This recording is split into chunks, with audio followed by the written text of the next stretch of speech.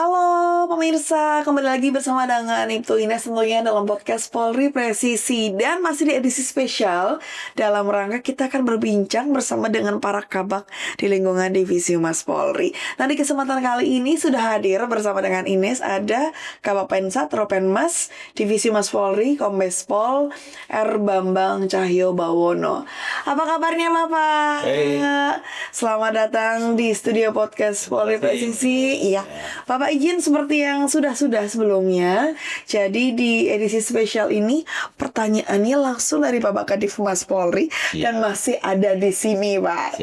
Udah benar ya, Pak ya? Atas namanya siapa ya, Pak? Pertanyaannya nggak salah. Dan ini juga masih disegel. Jadi langsung izin saya buka, nanti saya bacakan ya, Pak, untuk pertanyaannya. Sulit ya. Ini mata ujian aja nih. Tapi Bapak nggak ngerasa diuji kan ya, Pak ya? Mudah-mudahan lancar. Amin. Amin. Aduh, sulit loh beneran. Ya Tuhan. Nih, saya yang diuji kayaknya kesabarannya tapi. Baik. Iya.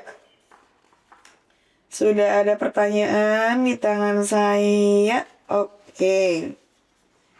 Baik Pak, izin. Ini pertanyaan pertama. Bapak izin, dari informasi yang didapatkan, Bapak ini ternyata lebih banyak pengalaman di bidang reserse ya Pak ya. Betul. Dan Bapak juga pernah sebagai auditor pada inspektorat. Dan boleh diceritakan Pak pengalaman Bapak saat itu seperti apa? Baik Mbak.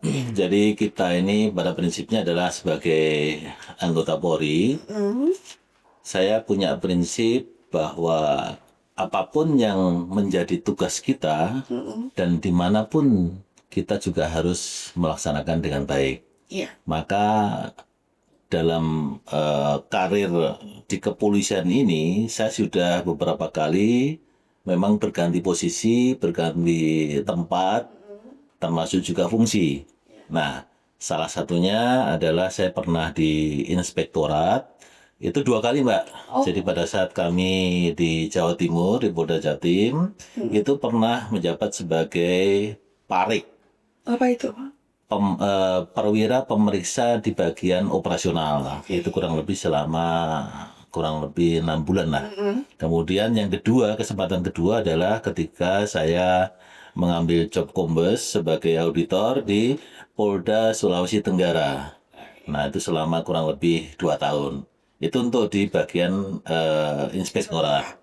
Kemudian di Humas sendiri saya pernah diberikan tugas itu di waktu di Jawa Timur sebagai Kasubit Penmas, kurang lebih juga sekitar 6 bulan. Kemudian selebihnya banyak berkecimpung di fungsi reskrim. Di Reskrim kemudian juga di narkoba. Terakhir saya menjabat sebagai Direktur Narkoba Polda Sultra. Kira-kira itu Mbak. Berarti memang sudah terbukti ya beliau ini memang ahli di bidang reserse dari inspektorat. Waduh. Nah Bapak izin, saat ini kan Bapak menjabat sebagai Kabak Pensat ya Pak ya.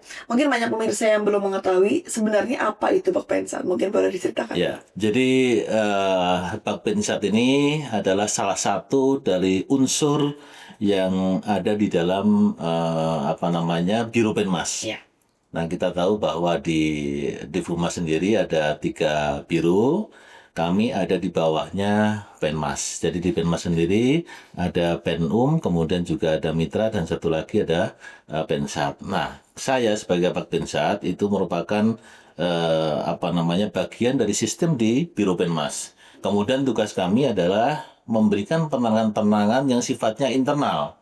Penerangan satuan kemudian yang akan kita sampaikan kepada internal kepolisian dari Mabes Polri sampai dengan di jajaran sampai dengan polsek-polsek.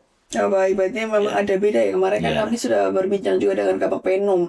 Kalau di Penum itu lebih ke arah masyarakat ya. Sifatnya ya eksternal, kalau kita lebih ke internalnya Pak. Baik. Kemudian Pak, untuk produk yang dihasilkan dari Pak Pensat itu sendiri apa saja? Kita setiap hari harus mengclipping daripada perkembangan situasi dari media. Ya. Kemudian nanti dari situ nanti akan kita sampaikan kepada satuan yang ada di seluruh Indonesia ini. Kemudian kita di situ nanti yang intinya adalah kita melihat perkembangan ataupun reaksi daripada masyarakat, khususnya terhadap kepolisian yang kita amati, karena memang kita sebagai aparat penegak hukum, kemudian kita pelindung, pelayan dan pengayom masyarakat. Tentunya kita ini selalu berhubungan dengan kegiatan-kegiatan yang sifatnya langsung berhubungan dengan masyarakat. Nah, ini juga mengandung suatu resiko, Mbak. Jadi artinya nanti juga banyak sekali masyarakat yang mungkin mengharapkan adanya polisi yang betul-betul bisa melaksanakan tugasnya. Namun demikian juga kita sadari bahwa dengan keterbatasan anggota kita, kemudian juga mungkin pengetahuan dan sebagainya, ini bisa juga menyebabkan adanya ketimpangan antara harapan dengan kenyataan. Yeah. Sehingga banyak juga terjadi reaksi masyarakat yang kurang baik terhadap Polri. Inilah yang kita setiap hari kita kompulir, hal-hal yang sifatnya kurang positif, kemudian nanti kita menjadikan bagian daripada evaluasi kita di internal kita, kemudian kita sampaikan kepada teman-teman yang ada di khususnya sampai dengan ke wilayah. Gitu, Mbak. Baik, Bapak. Kemudian untuk cara Bapak sendiri sebagai Kabak Pensat untuk membagi tugas di Bapensat itu sendiri seperti apa? Baik. Tugas-tugas kami tentunya tidak bisa kita laksanakan secara pribadi, tidak bisa. Yeah. Ini namanya juga organisasi, di mana saya juga dibantu oleh Kasubag. Otomatis Kasubag saya beserta dengan anggotanya itu sudah kita berikan petunjuk, arahan, kemudian juga kita selalu berdiskusi ketika mereka melaksanakan tugas. Yang intinya bahwa sistem sudah berjalan.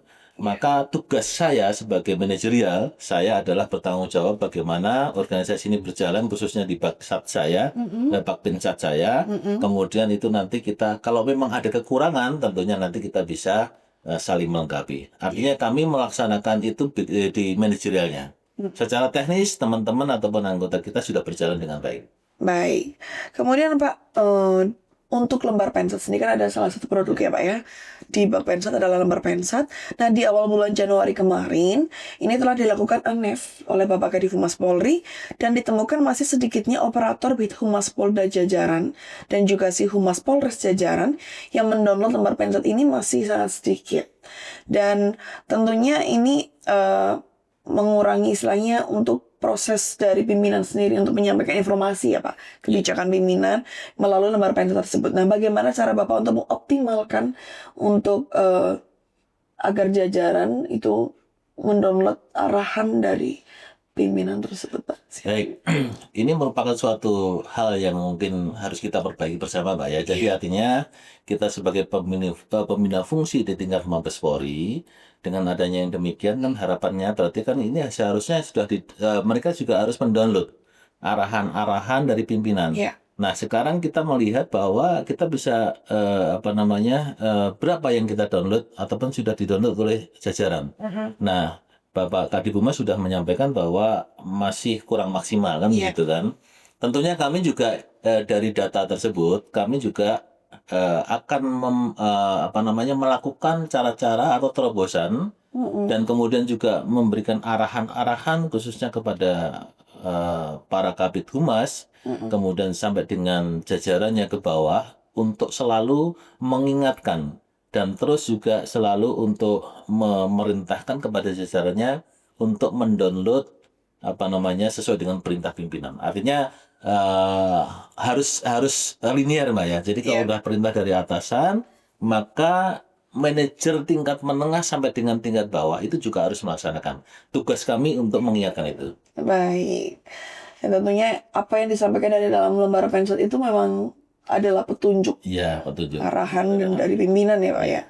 Nah, Bapak izin, dalam Perkap nomor 6 tahun 2017 tentang SOTK Mabes Polri, salah satu tugas Bapensat adalah melaksanakan pembuatan dan pendistribusian anef kasus menonjol Polri.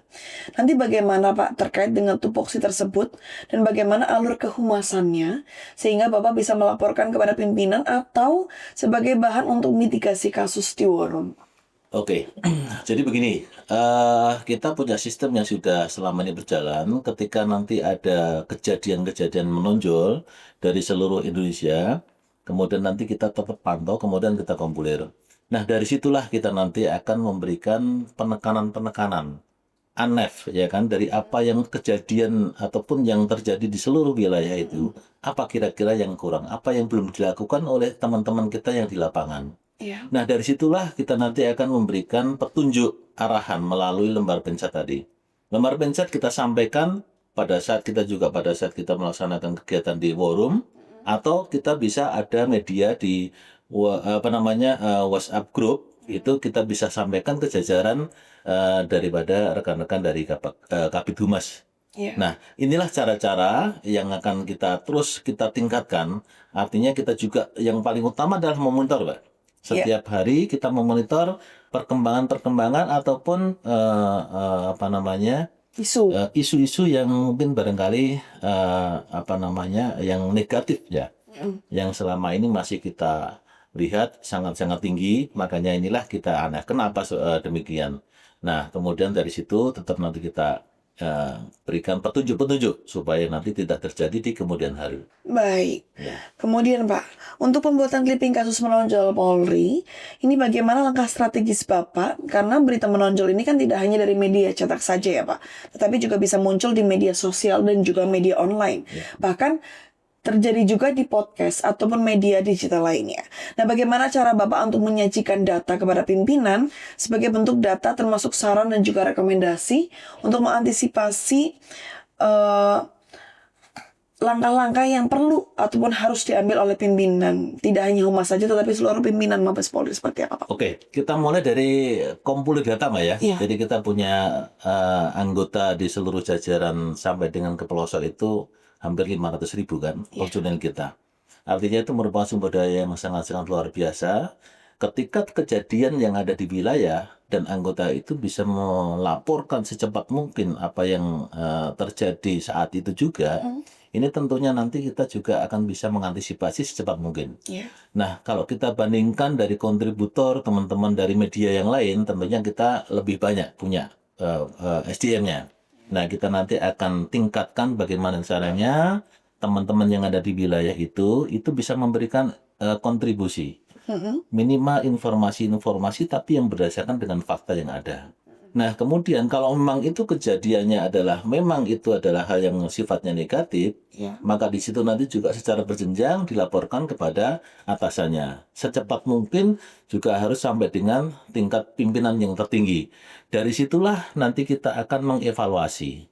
Kita memberikan evaluasi kenapa terjadi demikian, apa yang kurang, dan seharusnya apa yang harus dilakukan, dan rencana apa yang akan dilakukan. Itulah nanti yang akan kita sampaikan kepada pimpinan. Kemudian nanti turun kebijakan apa dari pimpinan, baru nanti kita sampaikan lagi ke tingkat bawah.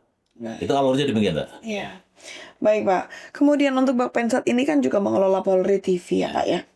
Seperti yang kita ketahui bahwa Polri TV akan bertransformasi menjadi Loka TV. Dan Polri TV merupakan salah satu tugas penting dari program Kapolri Listio Sigit Prabowo. Nah, bagaimana strategi Bapak untuk menaikkan pemberitaan positif Polri, tidak hanya di Polri TV ataupun Loka TV saja, tetapi bisa juga masuk ke dalam TV besar lainnya. Ya. Baik, kita punya cita-cita, punya angan-angan, punya target ya, ataupun punya suatu tujuan yang mungkin kita akan selalu tingkatkan dari masa ke masa, dari tahun ke tahun. Kita sebagai penanggung jawab untuk khususnya di Polri TV, kemudian nanti kita bergabung dengan Loka TV. Intinya bahwa ada segmen tertentu yang mungkin saat ini belum tergarap di teman-teman media yang lain. Apa itu? Adalah kecepatan, ketepatan, keakuratan informasi. Iya. Maka di sini kita nanti akan memanfaatkan anggota kita yang ada di wilayah. Ya, sekali lagi, bahwa anggota kita ini sangat-sangat banyak. Dengan kemajuan teknologi, semuanya sudah punya handphone dan sebagainya, maka diharapkan nanti teman-teman yang di wilayah itu dengan kecepatannya, tetapi by data, ada keakuratan data, yang nanti inilah yang akan kita sajikan kepada masyarakat. Iya. Bukan hanya sekedar laporan tanpa data, kemudian juga setiap orang bisa mengupload kejadian tanpa juga ada konfirmasi dari pihak-pihak terkait. Tapi inilah peran dari Polri TV yang nanti akan bergabung dengan Lokal TV. Ini memberikan informasi yang betul-betul nanti by data. Sehingga diharapkan informasi-informasi yang berkembang itu nanti tidak menjadi hoax, tidak menjadi bola panas, tidak menjadi bola liar, ataupun mungkin barangkali yang bisa disebut bola salju lah, yang akan menghantam ataupun akan menggulung siapa saja yang ada di situ. Ini kita ambil situ. Jadi artinya ada segmen yang harus kita manfaatkan dengan memaksimalkan anggota kita yang ada di lapangan. Itu strategi kita. Baik, berarti anggota-anggota yang di wilayah ini nantinya akan menjadi kontributor bagi Polri TV dan juga Lokal TV. Iya, Mbak. Dan nanti akan kita latih, Mbak. Jadi artinya mereka nanti memberikan informasi itu bagaimana datanya, apa data-data yang harus disampaikan pada saat kejadian yang sifatnya adalah data basic dulu. Nah, kemudian nanti rencananya apa? Tentunya nanti dari pembina fungsi terkait yang menangani kasus tertentu itu, itulah nanti yang akan diberikan ruang untuk memberikan penjelasan lebih jauh. Baik, cukup jelas ya. Dan mudah-mudahan dari kontributor-kontributor ini yang ada di wilayah semuanya ya Pak, tentu akan mempermudah juga untuk Polri dalam menyampaikan informasi nantinya melalui mungkin Polri TV ataupun dari Lokal TV itu sendiri ya Pak ya. Betul. Baik, terima kasih Pak. Ini nanti kita akan berbincang kembali, masih ada pertanyaan dari Bapak Kadif Humas Polri, tapi kita akan kembali lagi Pak nanti. Dan pemirsa jangan kemana-mana, tetap di podcast Polri Presisi.